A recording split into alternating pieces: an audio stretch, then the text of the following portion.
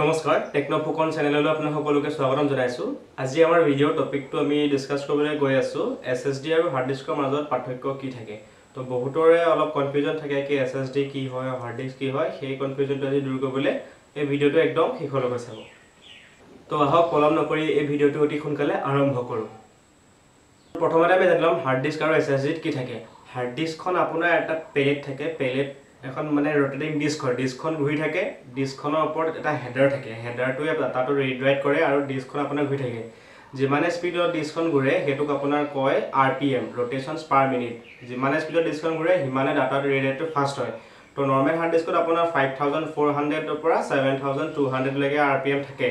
আৰু কিছুমান hard disk আছে যিবিলাকত 7200 কে বেছি RPM থাকে, 10000 RPM থকা হাৰ্ড ডিস্ক আছে, কিন্তু হেতু আমি ডিসকাস নকৰো কাৰণ হেতু অলপ হাই ৰেঞ্জৰ হাৰ্ড ডিস্ক হয়।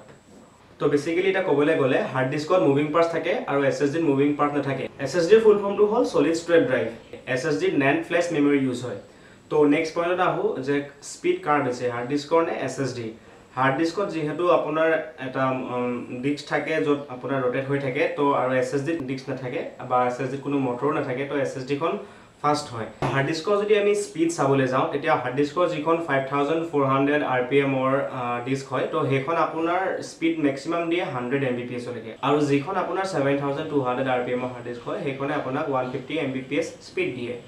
আৰু SSD স্পীডটো যদি আপুনি হাৰ্ড ডিস্কৰ লগত মিলাবলৈ যায় তেতিয়া নিমিলিবই, কাৰণ হাৰ্ড ডিস্কৰ স্পীড যদি 150 Mbps লৈকে থাকে, SSD আপোনাৰ 1.2 Gbps ৰ পৰা 1.4 Gbps লৈকে স্পীড থাকে। ডিপেন্ড কৰে আপুনি কোনটো স্লটত লগাইছে। আপোনাৰ SATA পোৰ্টত লগালে আপোনাৰ স্পীডটো কম আহিব, কিন্তু যদি PCI স্লটত লগায় তেতিয়া SSD আপোনাৰ 1.2 পৰা 1.4 Gbps লৈকে আপোনাৰ ডাটা ট্ৰান্সফাৰ স্পীড দিব। আপুনি সৰু ডাটা গম নাপাব যদি আপুনি ডাঙৰ ফাইল সেন্ড কৰে, যেনেকৈ এখন মুভিকে আপোনাৰ যেনিবা 2 GB মুভিখন আছে, আপুনি হাৰ্ড ডিস্কত যদি সেন্ড কৰি চায় আৰু এখন মুভিকে যদি আপুনি SSD সেন্ড কৰি চায় তেতিয়াহে আপুনি একচুৱেল স্পীডটো নটিচ কৰিব। কিন্তু এনেই চাবলৈ গ'লেও SSDত আপোনাৰ যদি অপাৰেটিং সিস্টেম ইনষ্টল হৈ থাকে তেতিয়া বুটিংটো বহুত ফাষ্ট হয়। যদি কিবা আপোনাৰ সফটৱেৰ SSD ইনষ্টল কৰি থোৱা আছে, তো এই সফটৱেৰটো যেতিয়া আপোনাৰ লোড হওঁতে বহুত কম টাইম লাগিব হাৰ্ড ডিস্কৰ তুলনাত, কাৰণ হাৰ্ড ডিস্কত বহুত টাইম লাগি যায়। তো নেক্সট কথা হৈ গ'ল প্ৰাইচ যদি আপুনি 1 TB হাৰ্ড ডিস্কৰ চাবলৈ যায় আপোনাৰ 3500 পৰা 4000 ভিতৰত পাব, আৰু তাৰ 2 TB হাৰ্ড ডিস্ক যদি ল'বলৈ যায় আপুনি 5000 মানৰ পৰা 6000 ভিতৰত পাই যাব। আৰু যদি SSD চাবলৈ যায় SSD আপোনাৰ 256 GB 3000 মান টকা ওচৰত আহিব, আৰু 512 GB আপোনাৰ 6000 টকাত আহিব। তো আপুনি 512 GB SSD খন যিমান দাম সিমান দামত আপুনি হাৰ্ড ডিস্ক 2 TB পাই আছে। তো আপুনি সদায় বেকআপৰ কাৰণে হাৰ্ড ডিস্ক ইউজ কৰিব লাগে, তেতিয়া আপোনাৰ কষ্টটো কম হয়। আৰু নৰ্মেল আপোনাৰ যিখিনি অপাৰেটিং সিস্টেম আছে সেই ইনষ্টলেশ্যনৰ কাৰণে সদায় SSD ইউজ কৰিব লাগে। তো এইটো আপোনাক মই ভালকৈ বুজাইছোঁ।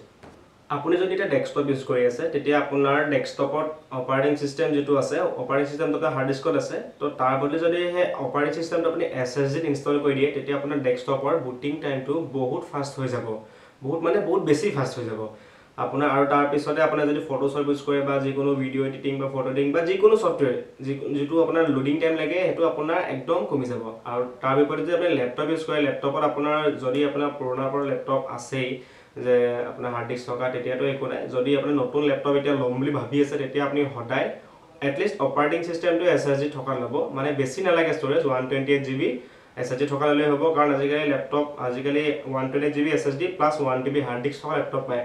তো আপুনি হাৰ্ড ডিস্কটো ৰাখিব বেকআপৰ কাৰণে, ডাটা ষ্ট'ৰ কৰিবৰ কাৰণে, আৰু SSDটো ৰাখিব সদায় বুটিঙৰ কাৰণে, কাৰণ আপুনি পিছততো কিবা নহয় কিবা ছফটৱেৰ এটা ইনষ্টল কৰিবই, সেই ইনষ্টলেশ্যনটো তেতিয়া আপোনাৰ SSDত হ'ব। অপাৰেটিং সিস্টেমটো SSD থাকিব, আপোনাৰ লেপটপটো অন হওঁতে সোনকালে হ'ব, প্লাছ আপোনাৰ লেপটপত আপুনি যি লোড কৰে, উইণ্ডোজ অফিচ লোড কৰিছে, তাৰপৰা আপুনি ৱৰ্ড লোড কৰিছে, যিকোনো লোড কৰিছে এইটো আপোনাৰ বহুত ফাষ্ট হ'ব।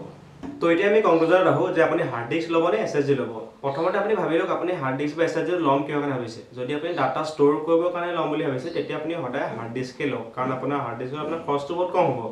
আৰু যদি আপুনি ভাবিছে আপুনি ডেস্কটপ এটা বনাওঁ, এতিয়া PC বিল্ড কৰোঁ, তেতিয়া আপুনি সদায় SSDও লগাওক হাৰ্ড ডিস্কও লগাওক। SSD লগাওক মিনিমাম 128 GB আপোনাৰ অপাৰেটিং সিস্টেম, আৰু যদি আপুনি গেম খেলে গেমখিনি ইনষ্টল কৰিবৰ কাৰণে, আৰু হাৰ্ড ডিস্কখন লওক আপোনাৰ বাকী ডাটা ষ্ট'ৰ কৰিব, মুভি ষ্ট'ৰ কৰিবলৈ বা যিকোনো ফটো ভিডিঅ' ষ্ট'ৰ কৰিবৰ কাৰণে। আৰু যদি আপুনি লেপটপ এটা ল'ম বুলি ভাবি আছে ৰিচেণ্টলি, তো আপুনি মই কোৱাৰ দৰে আপুনি SSD প্লাছ হাৰ্ড ডিস্ক থকা SSD লেপটপ এটা ল'ব, কাৰণ SSD থকা ল্যাপটপ হলে আপোনাৰ বুট টাইমটো বহুত ফাষ্ট হ'ব বুট টাইমটো বহুত মেটাৰ কৰে আপুনি যেতিয়া ল্যাপটপটো প্ৰথমতেটো ফাষ্টে থাকে সব ল্যাপটপ যেতিয়া আপুনি নতুন ল্যাপটপ এটা ল'ব পুৰা ফাষ্ট থাকিব পিছত লাহে লাহে ইউজ কৰাৰ পিছে বুটিং টাইমটো বহুত স্লো হৈ যায় অন কৰিলে আপোনাৰ মানে কেতিয়াবা আপোনাৰ খঙে উঠিব যে অন হোৱা নাই ইমান টাইম কে লৈছে কিন্তু যদি আপোনাৰ SSD থকা ল্যাপটপ লয় হেটো প্ৰবলেম আপুনি ফেচ নকৰে তো এটোই আছিল আজি আমাৰ ভিডিওৰ টপিক আশা কৰিছো আপোনালোকে সকলোৱে বুজি পালে SSD আৰু হাৰ্ড ডিস্কৰ ডিফাৰেন্সটো কি হয় তো এনেকুৱা ভিডিও মই আৰু বনাই থাকিম টেকনলজি যিকোনো বস্তুৰ ওপৰত তো চেনেলটো সাবস্ক্ৰাইব কৰিব যদি ভিডিওটো ভাল লাগে লাইক কৰিব আৰু যদি বেয়া নাপায় শ্বেয়াৰো কৰি দিব লগ পাম আকৌ ধন্যবাদ